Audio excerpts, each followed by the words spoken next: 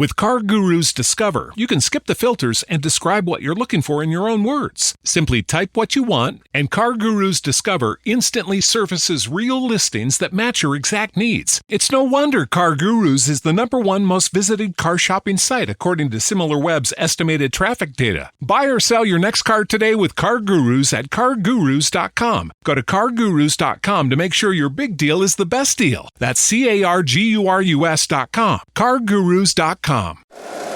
Every team, every topic, everywhere. This is Bleav.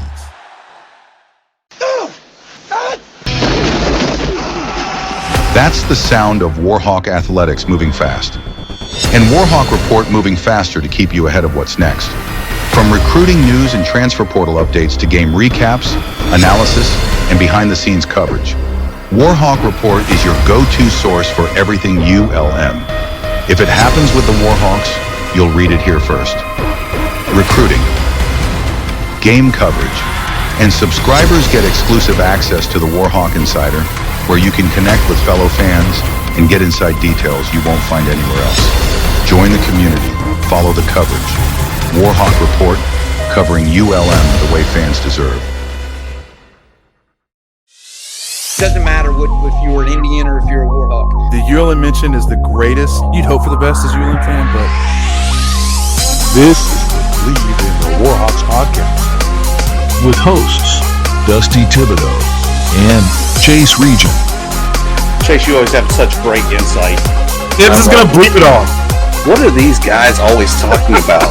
We talk a lot about food on this podcast, and I'm going to continue to do so. Really, really appreciative of the people and the community and the way that they've backed us up. Nailed the introduction, by the way. Awesome. Thanks, I love Fish. it. No Chase for this episode, as he is, I don't know where he is. Somewhere.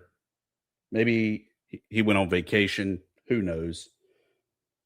But guys, it's been some rough times here on the Bayou. No power, no water, internet, food, everything. But it's been great to see kind of the community rallying together, seeing where Jay Papa's has been cranking out some food for the community, been able to get them back up and going as quick as possible. Shout out to the Energy linemen. I know everyone's frustrated with Entergy as a whole and trying to get the lights back on, but I assure you those guys are off and cooking, trying to get this thing turned back around. It's a war zone, man. I know there's a lot of South Louisiana people out there. It's very much like a hurricane has come through the Twin Cities with trees just down all over the place, thus taking down the power infrastructure. Frustrating times. But the games rolled on with the Warhawk women snapping a 3-game losing streak, going to App State and getting the victory 78-70 over the Mountaineers. Just the second conference road win of the season. And of course, it's Nakia Mays Prince leading the way. 18 points and 6 assists, 3 steals. Jamani Ingram, 15 points. Scotty Fletcher has these girls going. And I think that people need to get out, check them out. They'll be at home again on the 4th against Georgia State, 6:30 in Fant Ewing Coliseum. The men didn't fare as well, but man, it's even more frustrating knowing they're right there at the cusp. They had to play the Friday game against Georgia Southern over in Grambling. Fant Ewing not ready yet. They fall, though, 79-76. Had a chance to hit the 3 to send it to overtime and see what happened there. Just missed the shot. And it happens, but it's so frustrating knowing that we're right there, right at the cusp. And if that wasn't bad enough on Sunday, Coastal Carolina does come to Fant Ewing. Same story, different game. 83-79. Warhawks just unable to get the victory there in front of the small home crowd. I know a lot of people, as we talked about kicking off the show, still struggling with no power, no resources. It's a shame the community didn't come out and just kind of take a break from life and watch a little basketball. All the madness going on around the Bayou, as we previously talked about. Another big thing, 100K on the line with SnapBack Sports CEO Jack Settleman throwing it out there, saying, hey, anybody want to get a brand new patch that the NCAA has just permitted? I'm your guy. Hit me up. And athletic director S.J. Tui hit him up. I think it's in negotiations, but Jack Settleman joins us here. Jack, did you even know what ULM was, where it was, when SJ hit you up saying, we're your team? I did not know exactly where in the boot, or I now know northeast of Louisiana, ULM was. But I was very familiar with ULM, General Booty, obviously, being a QB there. But we're ball fans at SnapBack Sports. So you would be hard-pressed to find me a D1 school, and even now with the FCS, that I hadn't at least heard of. I was happy to at least know a little history, and the South loves their football, and we've seen it in Louisiana many, many times. So ULM, quick Google search, get a little bit more info, but I'm excited to learn. And that's probably my favorite part of the entire, let's call it an experiment, because I don't know how I'm going to return, $100,000 in ROI sponsoring ULM's jerseys, but we'll figure that out later. And on that note, I mean, obviously you're running a business you started while you were a student there at UT. I guess we're supposed to say UT Austin. They want the three initials there. What is exactly your kind of end game for it? How does this help SnapBack Sports and even Underdog, your kind of side hustle, I would say? Yeah. So Underdog, I wish Underdog was a side hustle. Underdog's a multi-billion-dollar business. We're just a big partner of them. But SnapBack definitely, what is the end game, you asked? I would say SnapBack's goal and mission is really to do the coolest shit in sports. And I'm writing my newsletter tomorrow about how we stay one step ahead of others in sports media. And this is kind of gradually increased from, when our goal was just like, people would know about SnapBack Sports to let's find the best sports experience in the world. And now I think so many times in sports, we don't capture the essence and the beauty of it, which is like sports are fucking amazing. And so that's what SnapBack Sports wants to do. Jersey patches are new.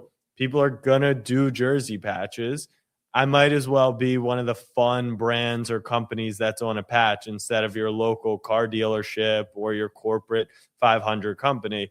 And so that was kind of the thought process. And the end game, who knows, right? Who knows what it will truly kind of lead to for SnapBack. But as we look internally at what we do time and time again, it's definitely just be at the forefront of doing fun stuff.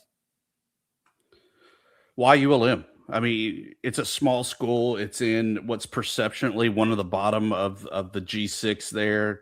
Obviously, with Fun Belt Podcast, one of the other podcasts that I'm a part of, we think it's one of the best and the premier of the G6.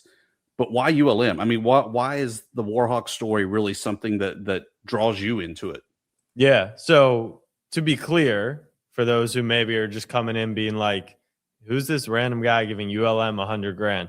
We put out a bounty back. So this actually dates back to last summer when there were rumors that LSU was going to have an on jersey, on uniform sponsor. So I put out on social media, I'll give $100,000 to whatever college football team wants us to be on their jersey. Splashy, exciting, but serious at the same time. I came to terms verbal with ECU. ECU had to run it up to kind of the conference level and then hopefully the NCAA. And it stopped at the conference level because they were like, the NCAA isn't going to approve this in time. This stuff is just too late. And LSU didn't get approved. And no one was approved until recently. They announced August 1st, 2026, first on uniform sponsorships. So I relaunched this bounty, and SJ was the first, I would say, serious AD to reach out. So I've been texting back and forth with him.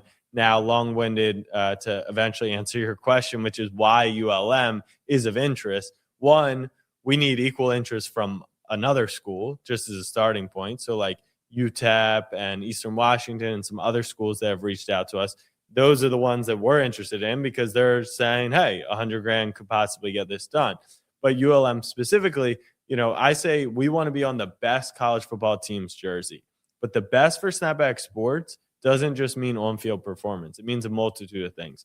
We want you to win because that's our upside case is we ride you to, a conference championship or a big primetime game or, college football playoff if we get lucky. But best also means an AD athletic department that understands the value of content and what we do and why our awareness and our videos will bring a lot of attention to would be community. Like we want a community of fans who really care. Like University of San Diego, I'm sure great program, all that. But like, do San Diegoans, I mean, I've been out there. Do they give a shit about college football? Like you guys have a Fun Belt, like you're double timing with podcasts about the Fun Belt, the Sun Belt, and, ULM. So community matters a lot to us because I've built SnapBack from a small community, and that's why I think we have one of the most powerful communities. And then last but not least, people say like, well, what about a P4? I mean, I'm not naive. I'm not stupid. I don't think a P4 is going to take $100,000. But even if they did, I don't know if we would pick them because $100,000 to, Purdue, Northwestern, Georgia Tech, whoever it may be in the P4, $100,000 is not going to go very far for them. I've heard from every AD, especially, SJ, $100,000 to the ULM Warhawks, that could be, program changing in the interim, in the short term, whatever it may be. So we want to be able to make an impact. And I think that the school will buy in 10 times more when the money means, just that. No game between the Warhawks and your Longhorns until 2029. But if this deal goes through, will we see you at least on the sidelines in the skybox of Malone Stadium this upcoming season? Oh, 100%. That is so. If we do the deal, at minimum, I would say there's 4 kind of content concepts that we want to do. Number one, we got to get out during the summer, meet the staff, meet the players, meet the community, do all that stuff. So that's 1. 2, we got to be ideally we're at one of the opening games, the opening game. Transparently, the start of the college football season is so loaded with content that we've had planned for years and had scheduled out.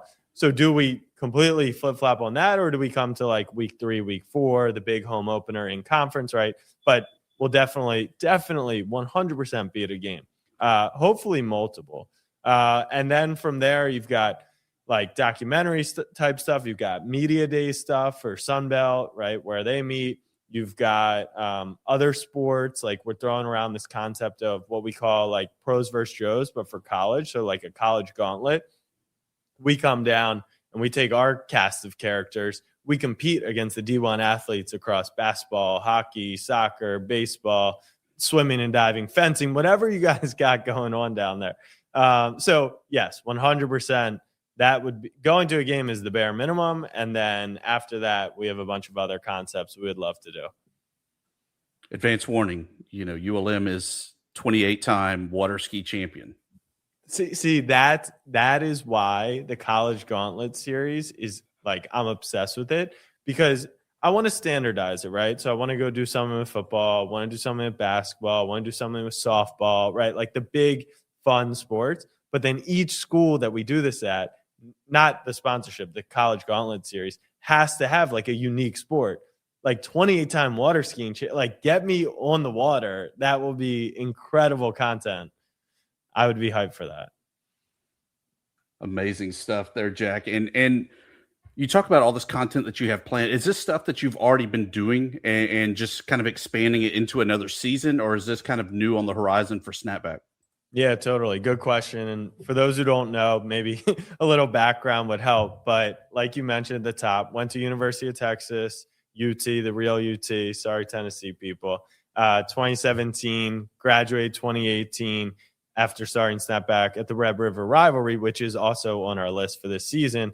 Over the last 8 years, have kind of just grown with the sports media industry until I would say the last few years, we really found a lane and picked a lane for ourselves. And the last couple falls, we've done what we've called SnapBack Saturdays, where we go to college football games every single week, film these 45-minute kind of YouTube long form masterpieces about what it's like being a fan and going to the game and eating at the local spots, tailgating, and experiencing a game. And so for season 3 of SnapBack Saturdays, we've got a whole list of ones we want to go to. So not new in that regard. And then we do a bunch of like sports trivia content. We've got a sports trivia app, and we do a bunch of other content. But College Gauntlet is a new concept idea that we have that we want to launch amongst a couple others. You mentioned earlier your newsletter. I'm assuming that's a weekly publication you have. Yes.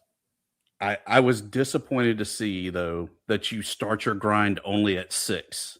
And having talked with head coach Brian Vincent, myself, we're all 4 a.m. guys. So just letting you know what the expectation is. 4 as well. a.m. 4. Okay. All right. Hey, these are, and this is where I said, like, you know, people, obviously the athletic departments are going to push on this, right? Because they want to get the money in the door.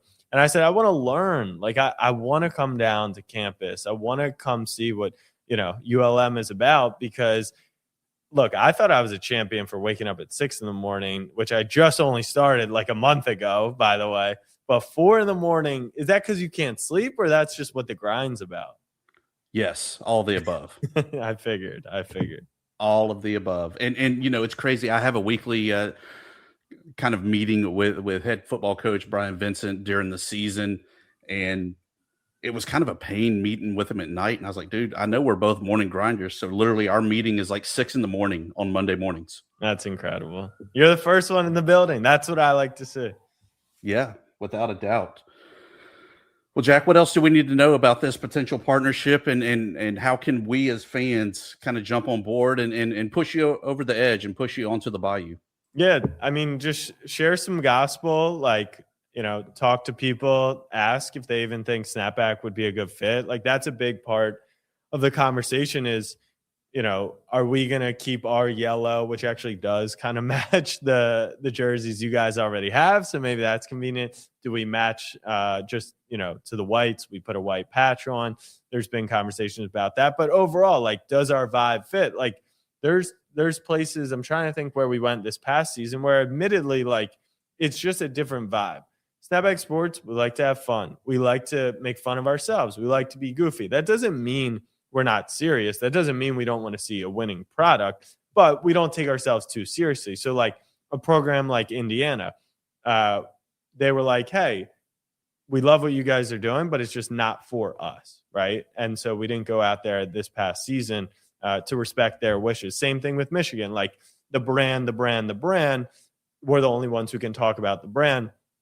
Do you guys feel comfortable having the brand in someone else's mouth, right? When, you know, you guys are going to know and love that football team and that program more than we ever could, as much as we will ingrain ourselves. So I would say that's one thing. And then the other is just educating us and, you know, telling SJ as well, hey, these guys really would be great for us. But let me ask you, while I have you, like, what would this do for the program? Do you see it as all positives, or talk me through some of the negatives? I think it's the positives definitely outweigh the negatives, right? Because if you look at it, even Brian Vincent's first year, we always call him BV, he kind of embraced the 134 mantra, had the shirts of PTW, prove them wrong, 134, i.e. that ULM is dead last in FBS.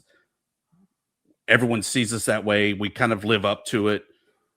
We also have the saying of UL most, that a lot of times we shoot ourselves in the foot, can't get out of our own way for success. So there's always a little bit of fear of having that amplified even more on a national stage with a national media outlet like yourself.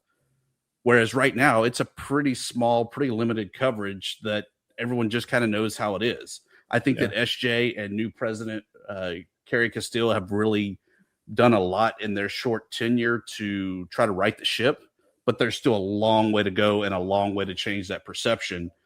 I think doing things like this is really where it comes to fruition, and getting you on board is fantastic, where you do kind of have that national presence that you can maybe kind of control the narrative a little bit of. Yeah. No, there's no doubt more attention, more pressure does not always mean good things. But I do think overall, like you said, it would be a positive for the program. Money aside, money obviously makes a huge difference, but money aside. And then, the last thing I'll ask you is, what is the community like? Like, what is the love for the school? And, why does this program and school mean so much to the area? Everyone went there. Monroe is such a kind of weird, tight-knit community that no one ever leaves. And if you do, they always talk about the boomerang effect, that you can leave, but you'll always come back. And I'm a personal victim, I guess you could say, of it, that I was living in Alabama, getting ready to move to Atlanta for a job, did marry a local, but we were in Alabama, and everyone's like, about the boomerang effect, it'll always get you. I was like, never happened. We're going to Atlanta. Literally, while we're on our honeymoon, I get offered a job to go back to Monroe. And so you can escape, but you always come back. It's a great, tight-knit community. I don't think people understand and fully get that they have a D1 college right there. There's still a lot of resentment and sentiment from the alumni that we don't belong at FBS. We should be back at FCS. They're stuck in the 80s. You can only imagine how that goes over. It's like, it's too late to jump on that ship. I think even Idaho in their jump back down just did not succeed, did not really come to fruition or have the success that they wanted right away. And so it's a different game this day and age. Outside of the P4, I think we're all kind of junior college programs anyway. And I think that you just got to kind of embrace it, support it, and know that it's probably going to be an entirely new looking roster, new looking team next year. Right. Which, rambling, I know. No, not at all. Which I guess could be a good thing for the Warhawks. Yeah, without a doubt, because I think that we've also really embraced this team here lately. Brian Vincent has done a phenomenal job getting out and really rallying the community around it, and really trying to right the ship, and just saying, people, we may not win the league, but we're going to have an entertaining product on the field. We're going to do it. You just got to give us a chance. And I think we've seen where people have given them the chance. And even basketball that's currently over in Sun Belt conference play, middle of the pack for attendance. So, I mean, it's a good quality, fun product to go watch. And I think that that's true across the board for all the sports. All right, I'm going to ask you a really weird one. If not ULM, is there a school you think we should partner with? Wow. I've always had this, and a lot of people ask me, why do you keep supporting ULM? Why do you keep doing it? I mean, you don't even live in the Monroe area anymore. I moved to Houston several years ago. Why? And I kind of took a step back, and I was like, okay, why do I? Well, I have this expensive piece of paper on the wall. I still support it. It's where I met my wife, that led to the great kids, the great family, great life. But okay, ULM's too far away. Who am I going to support? I couldn't come up with a place. And this is from somebody that grew up on old Southland Conference football, loved some McNeese, loved Northwestern State. I could not come up with another school that I'd be like, okay, I'm willing to throw my support behind this school or that school. It's really a ULM ride or die. Okay. All right. Well, appreciate that. That's good insight. It seems like maybe ULM, maybe SJ being the first one to reach out is going to be the boomerang effect. And no matter who we talk to, we're going to end up back at square one where it all started. Hey, the boomerang effect is very powerful. Don't discount it there, Jack. I will not. Anything else that I think that you think would be helpful for the audience to hear it or know before we jet off? No, I think that you've done a great job there of giving the insights of what we're looking at, and appreciate your time, and looking forward to having our paths cross somewhere down the road, hopefully on the sidelines of Malone Stadium. I love it. Well, thank you so much. If you like the show, please take a moment to rate, review, and subscribe. It really does help the show to grow. Thank you for listening.